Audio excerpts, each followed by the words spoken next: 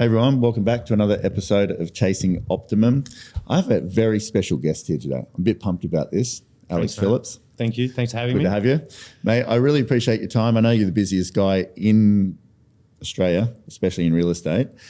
So you are the number one real estate agent in Australia. Yes. It's amazing. So good. And you've been there for a long time. 9 years. Yeah. Yeah. And I've watched your career since the beginning, I think. Yeah. Known each other a long time. So can I just jump straight into what interests me about you and then where you're at the moment, things like this. Yeah. I do admire the level that you run. Quick story. I tell people this about you recently. I referred a friend to you, and I've referred a number of people over the years, and I referred a friend, and she owned a unit in Finger Wharf. Yeah. And she's long-term client and a long-term friend. And I was really amazed that you rang about the deal, like it would have been 7 o'clock at night, 7:30 at night, and it's a $1.5 million unit. And I think the offer was 1.4 or something. You're just running it by me, just getting a bit of insight into the owner and stuff like that and what you should do. I was really impressed that you were actually taking care of it. Yeah. We do that with every single one, yeah.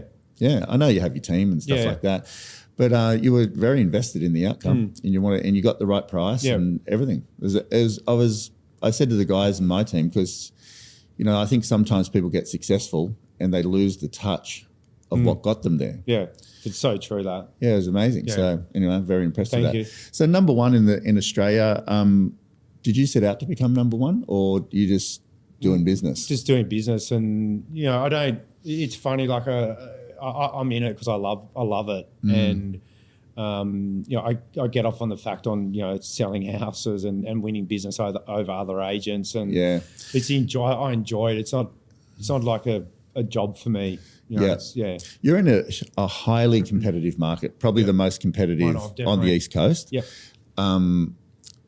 Areas that you service. We service 21 suburbs, but we specialise. Our core market is eastern suburb beaches of Sydney, which is like Bronte, Bondi, Tama, Clovelly. I originally started out Bronte only, but now we've really spread out, and we've actually got pretty much the largest market share on all the neighbouring suburbs as well. Yeah. So when you started out, where were you? I was at McGrath. At McGrath? Yeah. That's where you started. I knew you were at McGrath. And worked for Pauline Goodyear there, who was the number 2 agent below James Stack, which which was McGrath Partners when I first started. That's right. Yeah. But I was very, very lucky that I started with a great culture, a great business, and the right person, and the vibe in that office back then was phenomenal. So I was very lucky to sit behind like an Adrian Bowe or all those type of people, Shad Hassan, and who've been around for a long time, and listening to what they would say on the phones and sort of suck it all in, and have John McGrath as a sales manager every week. So I still look up to people like you and John, and try and learn from people like that. So you're still learning? Yeah, still learning every day. It's so good. Yeah, every day. And your offices now. So when did you go into business for yourself? 11 years ago. 11 years. Yeah. I love going past your offices and I see the counter at the front, like the numbers. sign it's called. Yeah. So we've done, and a lot of people watch it. It's very effective. At the moment, it's got 0 on there. It's got 0? Yeah, 0 sales for the year. I'll tell you a quick one. I was in the car with Jordan just before I come in here, and we're made 1 sale in our team has made 1 sale so far. You're ahead of us. Yeah, 1 sale. And I said to Jordan, we're 1 sale. And we've been sitting on the thing going, what's the likely list? There's about another 18 or 20. Yeah, they're likely to fall in. But I'm like, George, come on, we've got to get off 1, mate. Yeah, exactly. At least it's a start. Yeah, it is a start. We did 648 as an agency last year, and obviously our goal is to hit 700. We've done that once, and it's a big driver that for us. Yeah. Very impressive. And then your office at is it New South Head Road or Old South Head Road? No, we've got Edgecliff Road, Wallara, and Ocean Street, and then Arden Street, Coogee. What's the one behind the shopping centre? Edgecliff Road. Edgecliff Road, yeah. Because at the moment you've got 5 billion something in sales. Or, I like that sign. Yeah, good. Yeah, it just shows social proof that we sell, and people actually love driving past and seeing it tick over. So it's a real problem if they're not ticking over, that's for sure. People are wondering if there's something wrong with us, but Lucky it's only the 17th of January, so I think we'll be all right. You'll be fine, I'm sure. Yeah, absolutely. So your team, can you tell me about your team? So me, I've got a team of 6. We're employing a 7th at the moment. We've always had 6. That's your team. My team. We've got a property management and sales. We've got 67 across 3 offices.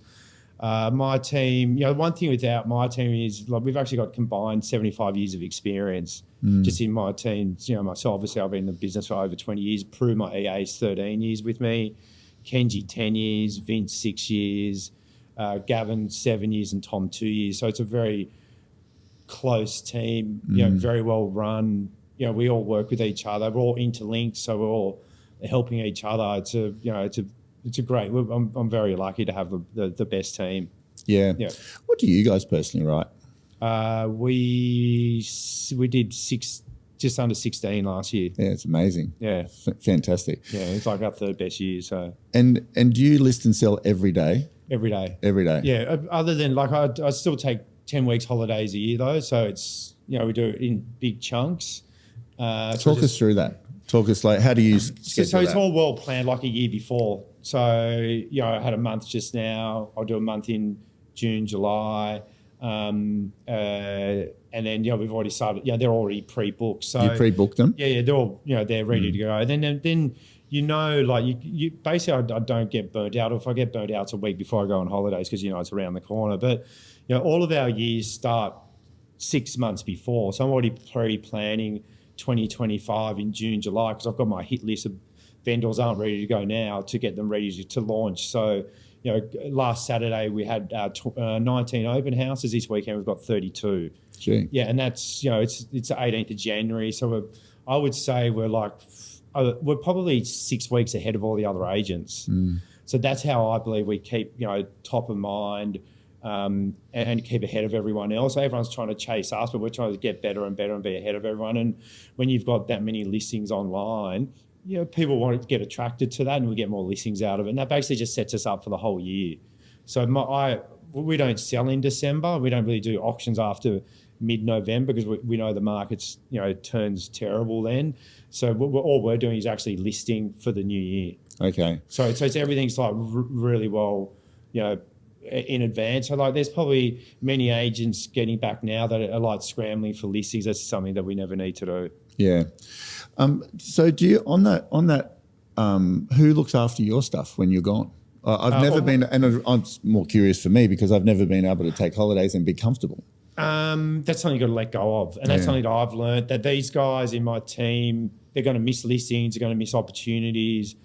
Prime example, I got an email this morning from someone saying we didn't get great follow-up while you're away. I'm going with someone else. We're disappointed. They got back to us in 2 days. You didn't.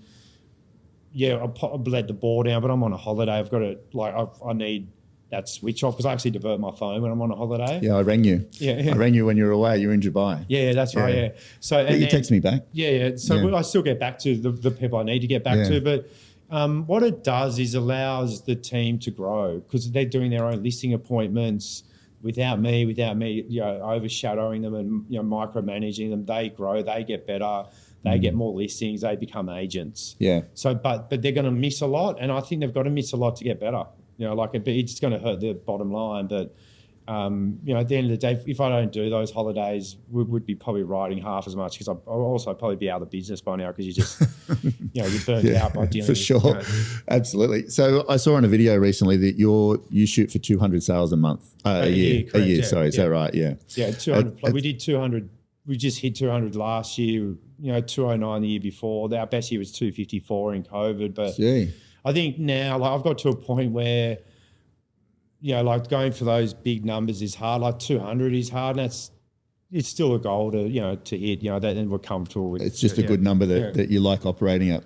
So, how do you? I've got a lot of notes here for you, but do you still prospect? So one of the things that, and I don't want to miss anything, that's why I've written these notes down. Usually it's just free flowing. So one of the things I've heard about you guys is, and it's actually from Jason Boone. So Jason Boone has a lot of respect for you guys. Yeah, I like Jace. He's fantastic. If he's listening to this, it's 9-2 the score at the moment. He's given us 9 listings. We've given us 2. Every time I call him, he reminds me of it. But he's sort of now trying to sell in our suburbs, so he's trying to get is he? out. Yeah. He's always steered clear. He's always steered clear. He's got to get out of the surf. I think he does. gets listings from bloody surfing every day in Bronte. He is. I know. He's got a good lifestyle, He should go to Jace. Maroubra or something. Yeah, for sure. Yeah. So he said to me, he goes, Alex, mate, he's unbelievable. And because we talk often. Yeah. And he said, I'll list a house and his team's already prospected around it before I've even done anything. And he's like, he's probably a bit annoyed by it because you're fast. Yeah. So what do you guys do? How do you prospect? Do you work an area? Like, what do you guys do there? It's really straightforward. So we put a house on the market yesterday in Bronte Road, Bronte. Like I've probably got every address, and not every, but say 70% of people that own in that area. So I get the property. I just type in Bronte Road and I just start calling everyone to say we just listed it. Come and Do have a you look. call Yeah. still? Wow. Yeah, so I call everyone in my database. If I've got, you get so busy and so spread out. It's only if you got the time, to do it. But because you're doing, all I do is listing appointments, vendor meetings, negotiating and prospecting. Yeah. There's nothing else that I do. So the guys, we're running so many campaigns. They're doing buy work. I'm either dealing with the vendors or doing negotiating or trying to find new business. So, as long as we did 860 appraisals last year, which is a lot. That's a lot. Only doing 200 sales, the conversion rate's actually quite low. Like people go, you must list, but there's also probably sometimes they're not ready. Yeah, half of them may not sell, but like my main goal this year is our conversion rate's about 55, 60. Is if we can get that up to 70, and we just keep feeding the team listings, everyone's going to benefit from it. So, the more prospecting I can do, be in front of mine, and it's not. It's fun. It's probably similar to what you do. It's not prospecting, say, hey, you're ready to sell. So I just want to let you know about this sale. Let us know when you're ready. They're going to call you when they're ready. Like the one in Bronte Road I put on today, that I sold it to them 15 years ago, and I've just kept in touch with them. And they had 3 other agents in. But still? Yeah. Yeah, right. Yeah. But the other agents, stuffed it because they started showing buyers and the house wasn't ready. I said, we're not interested. The house has got to be done the right way. It's got to be, you got to spend $50,000 to get it ready. If you're ready to do that, we'll help you do it. We'll take over, and and then everyone else had their go at it, and we've taken over and we'll sell it. So let's say someone rings in for you guys. What's your process? So let's say Jackson rings in and says, I want to see Alex. Yep. So do you first, and I want to hear your actual process, but are you careful with where you go with your time yourself? Yes. Yeah, I'm not probably as careful as what people think. Like we'll still list anything, like any price range. That's also why we sell so much, because we've got one today. We're selling for $950. We might sell one next week for $6. Like my average sale price last year was 4.8, but that's like stuff. Our highest price was 26. Lowest price was like 450. Right. But that 450 guy was someone I sold a house for, and they referred me to their daughter. I can't palm that on to someone because they're expecting me to be involved. So you still do it yourself? Yeah, still get involved. Yeah, right. Obviously, might not be doing someone. the open with in some respect. But a good example is someone emailed me yesterday saying we want to sell. We're speaking to multiple agents. Give me a call. I called it within 30 seconds. I said, I'm just walking to an appointment. I'll give you a call in half an hour. I just want to have a quick chat to you before we book it in. I called her straight back, had a detailed conversation with her. We worked out that her and her husband were splitting up. She goes, can you come see me Tuesday? And I said to her, I'd rather see both of you just because of your situation, not just you. I get you. I said, you still talk? She goes, yes, it's hard, but we do. I said, from my experience, if I go out and see you, your husband's probably not going to want me. We need to see each other. So I actually really push back on making sure that I've not just seen the right decision makers, but got them at the right time as well. So I'm still waiting for her to call back. But when she calls back, we'll email a very quick pre-list kit. Like we do that with as many as we can. I'll go see them. We give it to them all in one go, price, fees, marketing. I am asking for more business up front these days, but normally we just leave it with them and they'll come back to us. Obviously, we're competing against multiple agents.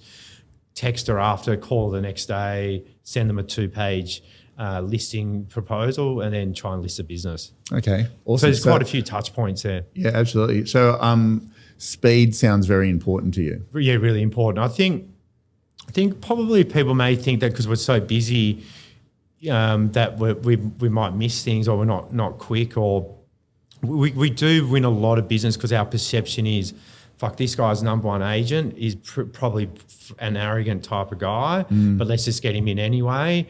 Like as maybe a price check or the third agent, but then they meet us, go, fuck, he's just a normal person. Because we're not arrogant. We just talk about. We don't talk about. I've never said I'm the number one agent in Australia or the world, and fucking you got to use us. We're the best. It's like, yeah, we might be number one, but what that means to you is we meet more buyers, we sell more property. We know any negotiation tactic. We're a very safe option for you. You know, like, so then they go, okay, this guy's he actually knows, you know, what he's talking about, and he's going to be fully involved, and you know, we spend time with him and we're prepared, and yeah. And what's in your pre-list kit? Past 20 sales graph, which average days on market, where we sold, where the buyers come from, and that we can talk about case studies with that. Comparable brochures that we've sold, marketing calendar, agency. And that's digital, you said? We do them digitally, then I just take a printed version with me. I don't do like iPads or anything. And you're a one-off presenter? Yep. Yeah.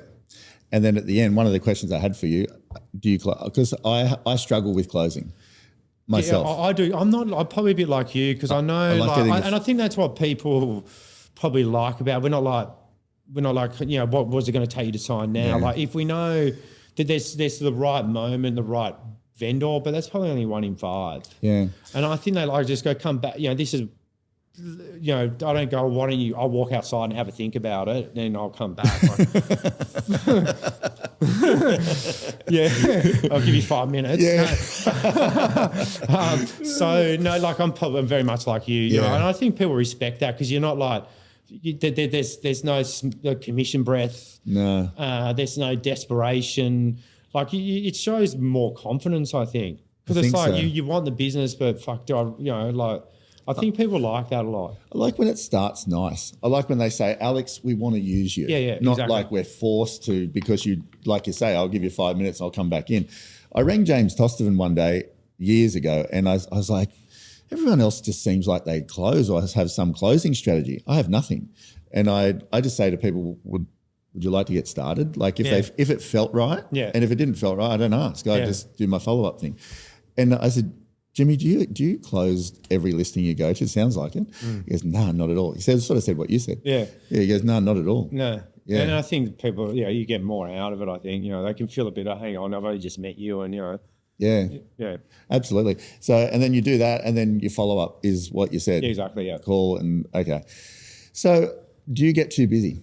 Do you get like? Is it because there's a few? There can be a point where if we're sort of above, say, 33 listings and their auctions, there's a few cracks that start to appear, but very few. Yeah. Do you auction everything? Yeah. Bar 95%, like the one in Woolloomooloo gave us was for sale, because we know it's going to take a while down there. You know, it's 95 to 98% we auction. Yeah. Is the market always good in Sydney? It seems to be. We're on the Central Coast. It's always like, at the moment, like end of last year was probably the toughest market I've seen. And this year, it always starts strong in January, but I think it's going to go back to what it was last year. Yeah. How's negotiation? So like, that's our job in real estate. So how does someone become, if someone's listening to this, they're in real estate or, you know, some sort of sales industry, how do they become a good negotiator? Part of it, firstly, is you got to build that rapport with the buyer, and it's sort of like it's all in the preparation. Yeah, it's true. It's all in how you prepare them on when it's going to happen, how it's going to happen, how it looks, what you need to do, like so they know that there's multiple. You know, they need to know what, you know, they're fully across how it's going to transpire, and then if you prepare them, that does build up the confidence. You can steer them more by saying, this is where you need to come in at. You know, like I had someone yesterday saying, I want to buy this house, give me the number that buys it. I said, I can give you a number that buys it, but I'm still going to shop your offer around. If someone makes a higher offer, I will disclose it to you and give it to you. Yeah. So like, we never give a buy. I said, I never give a buy price. He goes, well, why don't you want to sell it to me today? Because I said, we want to find 3 other buyers. We want the vendor to have 4 buyers to compete against. Just be honest with him and say, man, we don't want just you, we want 4. Yeah. And like that actually makes them want it more because you're not actually giving in to them or mate, but I'm going to build the house and give it back to you if you help me get it. I said, mate, I don't care about that. I just care about getting the vendor the best price. So then they actually appreciate that. So I think, it's all in the preparation and the timing. One, the vendor being ready and the buyers being ready because it can be all done at the wrong time. And that's up to an agent with years of experience. Spending time, the vendors are set up to sell meeting, the vendor reports that, hey, I've got an offer, can I come see you, have a chat to you about it? On that note, right there, there's a lot of text messaging and things that happen with young agents and things these days. Yeah. I don't text at all with stuff. Like I'll text someone if I know them. But you just said then go and sit down with the owner. So tell me about your negotiation process, and do you think face-to-face is the only way to go? I reckon, so we always have a face-to-face after our second Saturday always, and then it's crazy. Like after that, because there's been no crunching at all for 2 weeks is what we watch our agents say to bring vendors out. Like we're just there building and say, guys, this is where we're at. It's probably going to end up here. We can either keep going. We've got a couple of buyers, maybe able to squeeze them a bit more. What do this is our recommendations. Okay, Alex, go with it. Like you can't do that over the phone. No, you can't. Yeah. And we go to see them. It's not like, you got to come to our office and they feel like we always get them in an environment that they're comfortable with. Yeah. Like I know the agent, I can't get them into your office. Like it's more. I like that. Yeah. I like what you're saying. They feel, they open up to you more. So like I do find if they're coming to your office, that but you can also sense like there's vendors that come in, you start talking and see like, fuck, these guys need another 2 weeks. Yeah. So then you're pulling back, you're not going, this is what you need to do. And like, fuck, hang on, we've only just started. Like it's sort of, a lot of it's like a lot of it's is so much in the body language and like their facial expressions and how they look and how they're looking at each other, how they're looking at you and feeling it out. Like you're a psychiatrist essentially. Can I drill down on that bit? Because I think a lot of agents go too hard too quick. Yeah. And you just said then for the first 2 weeks, you're getting everyone comfortable. You're understanding where the market's at, where they're at. And at the 2 week mark, is that when you're starting to say, all right, guys, here's enough info for me to say it's feeling like this. So let's say you've put 300 grand too much on it, which we all do as agents sometimes because we think possibly. Is that where you start to sort of go, guys, this stream of interest is 1.2. I thought it might have been 1.5. Do you go gently and how do you manage that? Well, it may be there may be only one buyer at 1.2 and the rest are at 1 mil. Yes. Let's see if we can get him as close to 1.5. We'll still shop his offer out to see where they're at, but there might be a 200 grand gap. Yeah. Like you're at 1.5, he's at 1.2, you're at mil. Let's try and get him closer because it might end up being, if you don't deal with him, might be a 400 grand gap. So Alex, go ahead with on it. Alex, can we have a few more weeks? That's fine. Just wanted to let you know if he goes, that's where we're at. But I just want to make sure I've given you all the right information. Right. So you're putting it back on them, but they're also asking you for advice. Yeah. Because you're there to advise them and steer them and do it. And we've got houses on the market at the moment. The vendors have moved out. And in they started last Saturday. We've been at these houses probably 5 times, 6 times each week, showing buyers through doing additional opens, telling the vendors we're there, sending them weekly reports, sending them, feedback. So they know that we've done everything possible. Like they can feel we're big on intensity, not to the with as many buyers through the process. Yeah, be like high intensity. I always say to agents that people won't reduce price unless the service has been great and there's evidence. And either one of those aren't there. If you haven't taken great care of the intensity, they're not going to listen because they're going to go, well, you've been hopeless. Spot on. Yeah. What's your goals now? Like number one in the universe? Yeah. What drives you? And I know it's like the job and things like that, but surely you must have other goals that are driving you. Yeah, I think I'd probably like to retire early. Would you? Yeah, I think I'm 45. So I think probably another 10 years or so.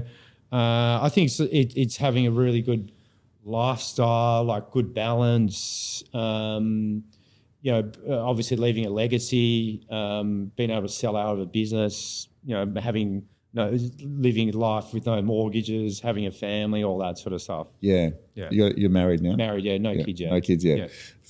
Coming? Yeah. Are you working on that planning, part?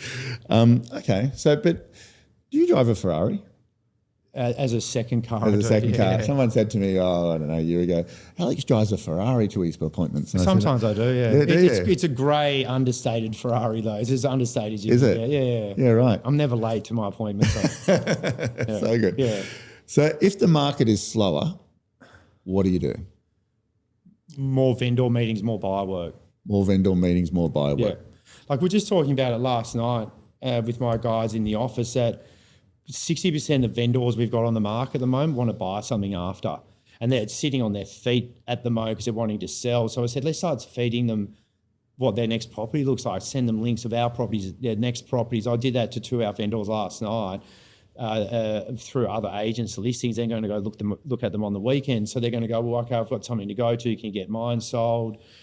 The intensity of the vendor management really ramps up. Okay. And we try and list more because you're probably only going to sell 70% of it. Yeah, okay. So that still happens in your world? Yeah, big time. Yeah. I'm sure it happens in your... A lot. Yeah. A lot. We carry a lot of listings. It's also you walk away more from business. Yeah. Do you negotiate fee? Like with your fee, and this is a question from me to you because I think there's a lot of people in this industry that trainers and stuff like this that say, don't negotiate fee. Here's a script and dialogue and whatever else. But you have to be commercial sometimes. Yeah, some we will. Like how does that work in your world? It's interesting. Like our average fee for the last 10 years hasn't changed. It sits between 1.75 and 1.8% at the end of the year. Yeah, it's pretty good. I think. Good. Yeah, it's not. It's not 2%. It's not for the amount, especially for the price of properties you sell. Exactly. So we're lucky that since I've started, property prices have tenfold, but our commissions stay the same. So. Do we negotiate if we want the listing? Yes. Do we do stuff at 1%? No. So there's a comfort band that you work in by the sounds of it? We know if those vendors are crunching you, like they're just actually not. Something I've learned probably only over the last 2 years is this: you can get 4 vendors in 1 year that drain just fucking the life out of you. Like, and then you're actually stuck for the rest of the year. We actually you can kick them and you go, fuck, I'm out. You just walk away. You can just you can feel them. Like we've actually had ones where we've signed up and we've said no. We've teared up the agency agreement. Like so, you can feel those vendors, and you just you go, I'm not doing this. I don't need to do it anymore. Sometimes people think you've got to have this listing, but it frees up. It's such a distraction. Oh, it sucks. Yeah. Jordan had one on the way down, and I told him at the beginning. I said, give it back to the guy. And now he didn't listen. Two months later, he's dying. He's dying. Yeah. And I said, Jordan, just give it back, please. Yeah. So did you experience a lot of that? Probably because do you have a lot of overpriced vendors or? We do. Being a coastal town, it's a real mixed bag. But I find a lot of the time, if you like the people, and if you like the people and they're good, and fee is a good indicator of that. The ones that go, Alex, I want you for 1%, but they want the best experience. Yeah. 1%. It just doesn't work. Yeah. But I also probably you get this.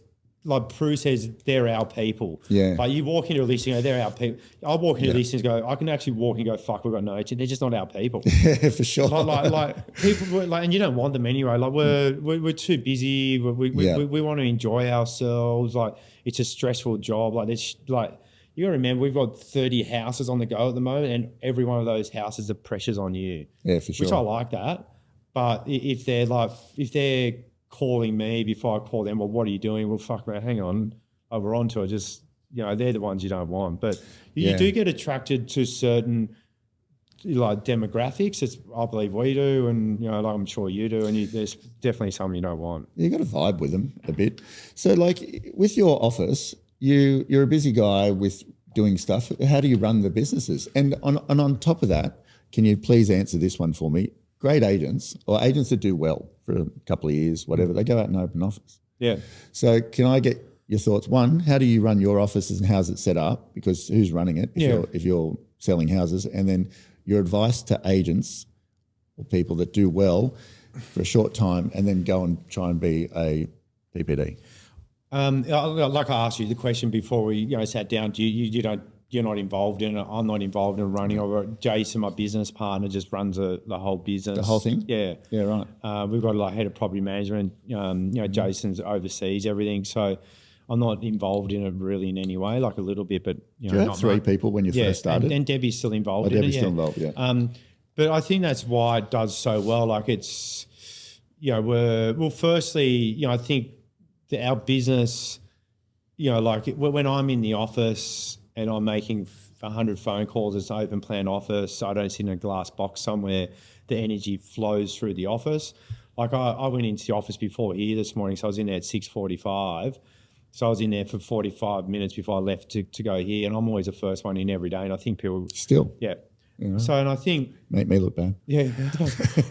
You're probably still on a Stairmaster. You'll be on the Stairmaster. Or getting you 20 minutes of sun. Yeah, that's right. Yeah, exactly. But I think sort of also, so they go, okay, well, I don't need to do that, but I love it. And that sort of then flows through that people get attracted to that. They want to stay in a safe environment. There's no egos in our business. Like if anyone's going to be, ego driven, it'll be myself, which we're not. I think that then flows through to good culture and, there's very low like turnover of sales staff in our business, because we look after them and, they've got opportunities of becoming partners like you've done. Yes. Eventually, Jason, Debbie and I won't be around. There's going to be big business left behind. So I think it works, really well in that way. And what's your view on agents listening to this? They're going, I've had the best couple of years and, I'm good at this and I'll go open a business. I reckon they're probably better off asking for a higher commission split and staying where they are. Yeah. Like they probably... Joining a good brand. Like if you're in a good brand, you're doing well. Like I've seen so many agents just fall off or they're getting ahead of themselves. Like agents that... And that's why we've sort of wiped out so many of our competitors over the last few years, because it's still me doing the prospecting calls, it's still me doing the listing appointments, it's still me calling my own database, not like, some of these agents get to a point where they've got their offsite of calling their database. They come across a client they've been dealing for 10 years and they go, well, fuck, hang on, where's Alex? Yeah, for sure. It's getting ahead of themselves. That's great for us. Yeah, absolutely. Yeah. If someone wants to build a team, how do they go about it? Like if someone, because the team's everything in it, I think in real estate. It's changed so much over the years. Yeah. Well, firstly, if you're an agent, you're doing more than 20 deals, you got to have someone straight away. I started with the mixed EA sales, and then that was for the first 3 years, and I just did a full EA, full sales agent or buyer work, and then you just build it up from there, 50 deals, 100 deals, 200 deals, but. You've also got to have, the ones that they're going to be committed. They've got to understand how you work, like how hard. Sometimes I've had agents that work with me that get burnt out because they can't handle the intensity. Yeah. Well, that's just unfortunate. That's how I am. I'm not going to change that. Yeah. So. But they get well. Firstly, they've got to be rewarded well. Like I don't think most agents reward their staff enough. And I think that's why they leave and jump around, and like it's a hectic job, particularly when you got someone like you or me like overseeing and pushing them. Like they've got to be rewarded. I put bonuses in place for every year, monthly. There's lots of additional benefits they get for the hard work. Yeah. So and that's what they want to see. They want to be appreciated and get well looked after. And that's so. Firstly, you got to have a team, but a loyal team. Someone that's going into battle for you if you get hit by a bus and you're in hospital, the business is still running. That's why my business still runs when I'm away for 2 months a year. I actually took a lot away from Prue in your role. Yeah. Like I've copied that. Yeah. We've got Ash. Yeah. Who is literally like a Prue. But many years ago, I heard about Prue and then how important she is in your... She's more famous than me. Yeah, yeah, she is. Yeah. And I was like, that's what I need. Yeah. Like I need a Prue. Like Ash is making protein balls for me today while I'm down here. So I've got to take to a birthday party tomorrow for a client. She wants these special... want fairy floss? Yeah, no, this lady wants these special protein balls. Yeah, that's right. So Ash is making them today. That's good. But we'll see. So tell us about Prue. There's no personal stuff. She might pay my registration. there's no collecting, dry cleaning, making my lunch, doing all of that. Like it's all, just work. Just work. Yeah. But what's her role as well? Like she's a phenomenon. House preparation basically she? and vendor management. Yeah. Yeah. So she manages your owners. Yeah, I don't look at I haven't looked at a photocopy or floor plan for 20 years. She does all that. So you list a house, And then she takes over? I might go to the marketing meeting, I'll go to the first open. and that's it. Yeah. Yeah. And does she do that for everyone in your team or just you? Yeah, so even last financial year, she prepared 174 houses for sale. Really? So that's paint, carpet, styling, cleaning, removing tenants, removing belongings, tip, like it's, there's, a That's lot. good. Yeah. Is she's obviously paid a salary, but is she paid bonuses as well? Or? Yeah. Yeah. Okay. She gets a lot of bonuses. That's good. Hopefully she's listening to this. She gets very well paid. Sounds like you'd be out of business without her. Yeah, I would be. Yeah.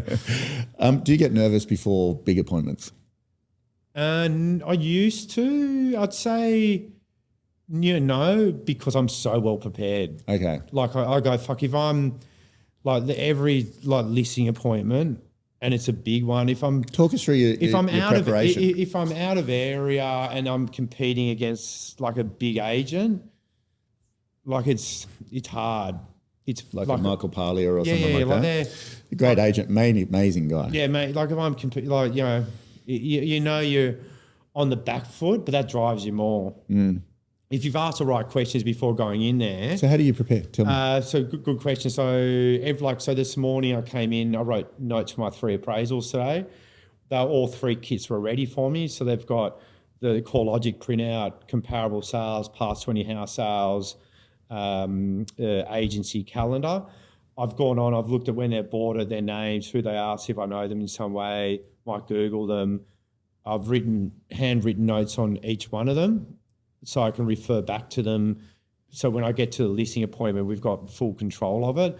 The one thing is in my listings, I cannot remember last time that I can see someone switch off and not listen. I've seen, and I've done it myself. Because why? Because I've kept them engaged, because I've asked the right questions. I haven't baffled. I've got them talking. And if you get very in their world, yeah, by the sounds of it, yeah. So no phone in the car. I've got an hour. I've got my notes. There's no distraction. There's I'm in the zone. So I noticed you left your phone over there because when you did the podcast. I noticed you put it down all the way over there. Yeah, because I know if it's here, I'm going to want to look at it. Yeah, there's nothing worse. Something we probably need to get better at is at open houses. I try and stay off it, but if I'm now going like this or at a listing appointment, the phone rings, I lose it. If I'm in a listing appointment, there's an agent with their phone, like a co-agent or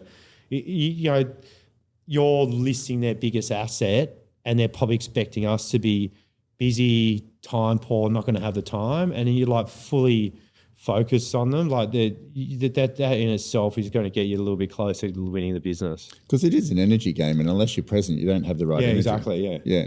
Looking at someone's eyes, feeling them, yeah. So at the end, so you're prepared, you go, and then what do you do at the end? So do you? I know we've said do you close, but how do you leave it? Is there any other questions you've got today? Yeah. What are the next steps from here? I'll let us think about. I'll give you a call tomorrow. And you just leave it at that. Yeah. Okay. And do you do anything straight after? I might text them or leave them until the next day or Yeah. Okay. I used to do thank you cards. Yeah. Straight after and letterbox on the way out. I think I'd learned that from John. Yeah. But I think we all did. Yeah. Not anymore. Just time, lack of time and text or So what's your thoughts on proposals, Alex? So let's say you go to a listing presentation. We do it on you do a 2-page proposal or something. So a lot of agents go and they go, I'll send you a proposal. Yeah. And then they send it and expect the owners are going to be blown away by this proposal and list it. So what's your thoughts around that? We've done it all. All it is a point form of recap of our listing appointment. Yeah, okay. So it might have a bit more information about me and my commitment and it does. And it's you got to remember, we're doing 800 of these a year, but we probably send proposals on half, a little bit more. I dictate it to Prue. It takes about 20 minutes to do one. They get sent. So it's not like it actually is a 3-page document our recommendations of what they need to do to get it ready. Very bluntly, this, you got to paint, carpet, do this, timing, our process, what I'm going to do and what it means to them, the fees, marketing, and that's it. Is that straight after, or you said you send it like the day after? It'll be like we did one yesterday, it'll be sent today. Sent today? Yeah. Okay. What's your ideal day? How does that look? Talk me through Alex's day. Ideally, if you could design every day, what does that look like? It starts perfect appointments. It starts the day before I have my clothes out ready for me in the morning. I get up at. You put your clothes out? Yeah. Right. Yeah. What, my lovely wife doesn't do it for me. She makes me my lunches and she looks after me. You know, I'm very lucky, you know, to have her to see to where I am today. But so yeah, I have a bath in the morning. I heard about your baths. Yeah. I heard about your baths. I just sit there. I just probably my meditations like you know, doing your breath work. Yeah. So then I go to the gym. That's half an hour, 45 minutes. Have breakfast, watch a bit of the Today Show in the morning. Yeah. Leave home, have a coffee at Larderia, get to work at 6:45. Every day? Yeah, 6:45 to 7, write all my notes, my appraisals, and then 7:30 start calling vendors for the. So while I'm at coffee, I'm confirming all my appointments. I confirm all of them myself, everyone I'm doing. You confirm them all? Yeah, just on text. I see like all my appraisals stay all pre-confirmed, so we never get there. It's a wrong time or whatever.